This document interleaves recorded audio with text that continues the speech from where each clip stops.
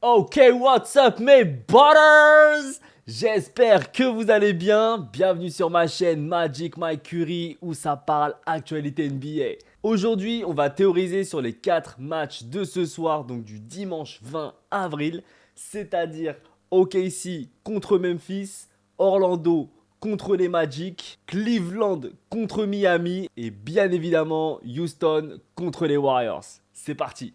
Oh, n'oublie pas de t'abonner frérot. Let's go. Ok, on commence directement à chaud entre OKC et Memphis. OKC avec un impressionnant bilan de 68 victoires pour 14 défaites en saison régulière. Le Thunder a terminé en tête de la conférence Ouest. Ils ont dominé les Grizzlies lors de leurs 4 confrontations cette saison avec une marge moyenne de 18,8 points par match.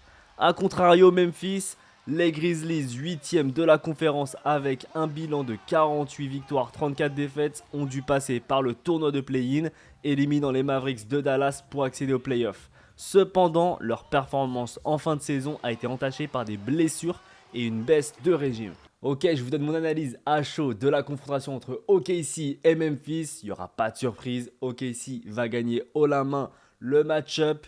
Sur le match de ce soir précisément, je pense qu'il va y avoir quand même une certaine complexité où les premiers matchs, généralement, c'est toujours très compliqué. Donc attention à Memphis, il y a une possibilité que Memphis fasse une très grosse surprise ce soir. Je ne serais pas surpris en tout cas que Memphis gagne le premier, en tout cas.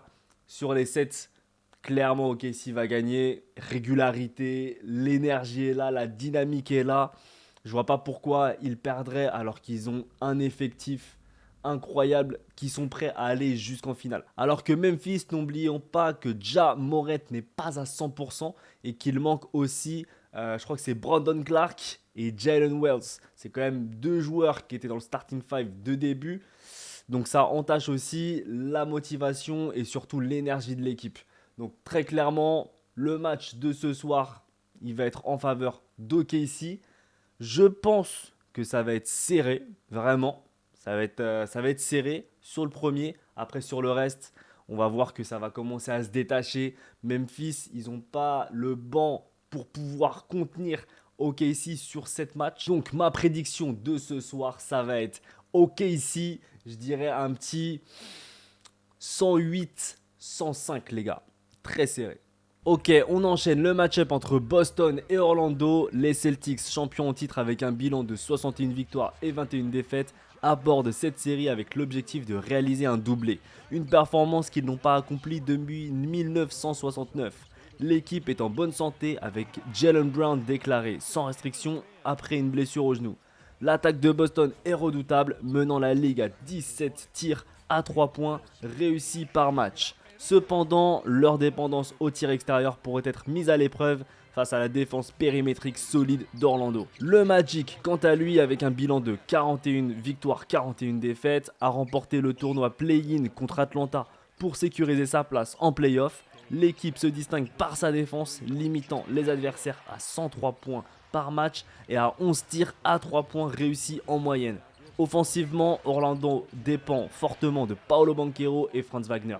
L'absence de Jalen Suggs, blessé au genou, affaiblit davantage leur ligne d'arrière. Offensivement, Orlando dépend fortement de Paolo Banchero et Franz Wagner. L'absence de Jalen Suggs, blessé au genou, affaiblit davantage leur ligne arrière. Là par contre sur ce match, il n'y aura pas de surprise du tout. Boston très solide, il commence à avoir de l'expérience dans les championnats et surtout dans les matchs à risque. Orlando un peu trop jeune, Paolo Banchero c'est sa première, Franz Wagner aussi. Ils vont être un peu déboussolés, ils vont être en mode chien fou. Je pense qu'ils vont tout donner. Je pense que ça va être très compliqué pour Boston, mais l'expérience va parler. Boston va l'emporter surtout au TD Garden. Ça va être un très beau match, mais Boston va montrer toute son excellence, clairement. Donc là, au niveau de mes pronostics, je dirais un bon 104-98. Je pense que ça va pas être une grosse tôle, mais je pense que non plus, ils ne vont pas marquer à tout va. Ça va être très serré, ça va jouer beaucoup sur la défense. On passe au match Cavaliers versus Heat. Les Cavaliers tête de série numéro 1 à l'Est avec un bilan de 64-18. Les Cavaliers ont dominé la saison régulière grâce à une attaque prolifique et une défense solide. Le trio Donovan Mitchell, Darius Garland et Evan Mobley constitue le cœur de l'équipe. A contrario, les Miami Heat, qualifiés en tant que 8e seed après avoir remporté 2 matchs du Play-in Tournament, les Heat ont connu une saison mouvementée, notamment avec le départ de Jimmy Butler. Tyler Herro est désormais le leader offensif de l'équipe, épaulé par Bam Adebayo et Andrew Wiggins. Sur ce match, là aussi, pas de surprise, Cleveland est l'ultra favori. Miami peine cette année, surtout avec plein de changements. Généralement, c'est pas très bon pour les playoffs de changer de joueur, surtout leur joueur star, Jimmy Butler, de prendre un Andrew Wiggins qui est quand même bon, mais en tout cas, l'alchimie n'est pas encore créée. Cleveland, très soudé, avec une grosse équipe, avec de la taille aussi. Franchement, la recette est là, côté Cleveland, avec de la taille, avec Evan Mobley et Jarrett Allen. On a aussi du Darius Garland et du Donovan Mitchell pour percer la défense. Et en plus, on a un petit Max Strus pour les 3 points, si on a besoin en tout cas de creuser l'écart. Ma prédiction, je pense que là, ça va être une grosse tôle. Cleveland va taper un petit 116. Miami 105. Ça va être un gros écart quand même. Et le dernier match-up, les Rockets contre les Warriors. Ça, c'est mon préféré, vous le savez.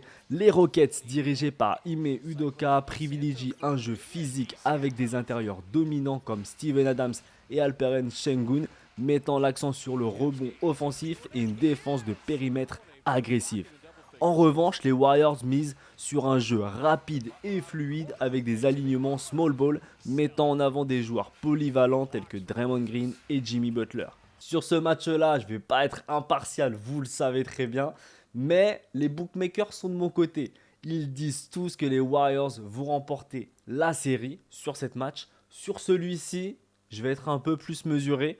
Peut-être que Houston va l'emporter, mais attention, si Curry est en feu ce soir, il gagne obligatoirement. Donc là, je suis un peu mitigé, vous allez être surpris, mais je pense que mon pronostic, c'est Houston va quand même gagner. C'est le premier, c'est à la maison. Ils vont peut-être gagner en termes de pronostic un petit 116-109. Malheureusement. Voilà, c'est la fin de mes pronostics. Dis-moi ce que t'en penses. Est-ce que tu es d'accord avec moi ou pas? On va voir ça dans tous les cas dans les prochaines heures parce que là, je suis en train de le tourner. Il est 17h. Je vais l'envoyer dans la foulée. Vous me direz en commentaire et on va analyser demain si j'ai eu raison, si j'ai tort. Et en tout cas, ce qui s'est passé. N'oublie pas aussi de liker et de t'abonner. Vraiment, c'est très important pour moi. Je te dis à très bientôt. N'oublie pas que tu es le meilleur. Ciao mes butters!